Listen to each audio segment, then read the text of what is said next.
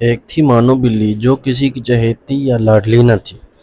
اس نے شہر کے ایک کباڑ خانے میں آنکھ کھولی اور پھر اپنی ماں اور دوسرے بہن بھائیوں کے ساتھ مختلف جگہوں کی تبدیلی کے بعد ایک قصاب کی دکان کے پاس رہنے لگی۔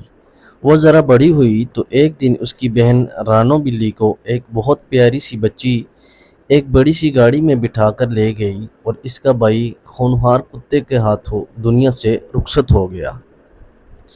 وہ ذرا بڑی ہوئی تو اس کی ماں اسے چھوڑ کر چلی گئی۔ مانو بلی کئی بار اپنی ماں کے پاس گئی کہ شاید اسے پہچان لے، لیکن وہ اسے ہمیشہ اجنبی بن کر ملتی اور مار پیٹ کر بھگا دیتی۔ مانو بلی نے بھی آہستہ آہستہ اپنی ماں کو بلا دیا اور یوں ہی گلیوں میں آوارہ پھرنے لگی۔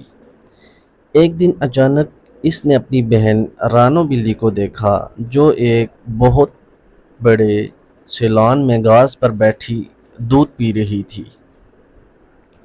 مانو بلی فوراً آگے بڑھی اور اسے پکارا، لیکن اس نے بھی بہن کو پہچاننے سے انکار کر دیا اور اسے اپنے گھر سے نکال دیا۔ مانو بلی کا دل ٹوٹ گیا۔ وہ باہر نکلی تو ایک شریر بچے نے نشانہ لے کر اس پر پتھر اسے دے مارا۔ پتھر اس کی ٹانگ پر لگا اور وہ لنگڑا کر گر پڑی۔ بچے کے ساتھی اس کے اس سنہری کارنامے پر کہے لگانے لگے۔ مانو بلی بڑی مشکل سے اٹھی اور اپنی زخمی ٹانگ کے ساتھ بھاگ کھڑی ہوئی کہ کہیں باقی بچے بھی پتھر لے کر اس پر اپنا نشانہ نہ آزمانے لگے۔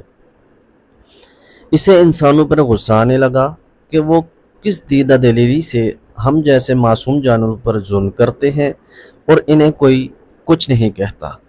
وہ اپنی زخمی ٹانگ کے ساتھ ایک گھر میں داخل ہوئی تو وہاں مہربان بچی سے اس کا واسطہ پڑا جس کا نام زینب تھا۔ زینب کو اس کی حالت پر بہت ترس آیا۔ کچھ دیر بعد وہ اس کے لیے ایک پیالے میں دودھ لے آئی۔ مانو پہلے تو جھجکی، اسے بھوک بھی زوروں کی لگی ہوئی تھی۔ مانو بلی تھوڑا سا دودھ پیا تو اس کی بھوک اور زیادہ جاگ اٹھی۔ اس نے جلد ہی سارا دودھ پی لیا اور لیٹ گئی۔ زینب اندر چلی گئی تو مانو بلی نے بھاگنے کا سوچا، مگر اپنے اس نئے مہربان دوست کو چھوڑ کر اس کا جینا چاہا۔ آخر زینب آئی تو اس کے ہاتھ میں مرہم پٹی تھی۔ مرہم پٹی ہونے کے بعد مانو بلی کو کچھ سکون ہوا تو وہ سو گئی۔ اگلے دن زینب اسے اپنے گھر کے اندر لے گئی۔ اس کے والدین بھی مانو بلی کو مہربان اور اچھے معلوم ہوئے، چنانچہ جلد ہی وہ اس گھر کے ایک فرد کی طرح رہنے لگی۔ مانو بلی کا دل وہاں لگ گیا۔ ان سب کی مہربانیوں کا صلہ اس نے یہ دیا کہ وہ اس گھر میں سے تمام چوہوں کو گھر چھوڑنے پر مجبور کر دیا۔ لال بیگ اور دوسرے کیڑے مکوڑے بھی اس نے ختم کر ڈالے۔ جب سے وہ اس گھر میں آئی تھی، چوہوں کی جان پر بنی ہوئی تھی۔ ان کا کوئی حربہ کامیاب نہ ہوتا۔ مانو بلی جٹ انہیں پکڑتی اور کھا جاتی۔ اچھا کھانا، آرام اور سب کی توجہ ملنے لگی تو مانو بلی آہستہ آہستہ کام چور ہونے لگی۔ کھا پی کر وہ سارا دن اور رات سوتی رہتی، اکثر چوری چھپے دودھ بھی پی لیتی، کبھی دوسری چیزیں بھی چپکے سے ہڑپ کر جاتی۔ زیادہ کھانے کی وجہ سے مانو بلی بہت موٹی ہو گئی، چلنا پھرنا اس کے لیے دوبر ہو گیا۔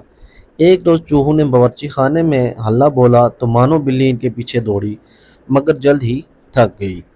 چوہے بھی مانو بلی کی کمزوری جان گئے تھے۔ وہ ہر روز ادھر ادھر پھرتے اور مانو بلی انہیں پکڑ نہ پاتی کیونکہ وہ بہت موٹی ہو گئی تھی۔ دوڑنے سے اس کا سانس پھول جاتا اور وہ تھک جاتی۔ ایک دن اس نے گھر والوں کو کہتے سنا کہ مانو بلی کو واپس چھوڑ دینا چاہیے کیونکہ یہ کسی کام کی نہیں رہی۔ اتنا سن کر اس کے ہوش اڑ گئے۔ اسے اپنا گلیوں میں پھرنا، شرارتی بچے کا پتھر مارنا، غریبی کے دن بھی یاد آ گئے۔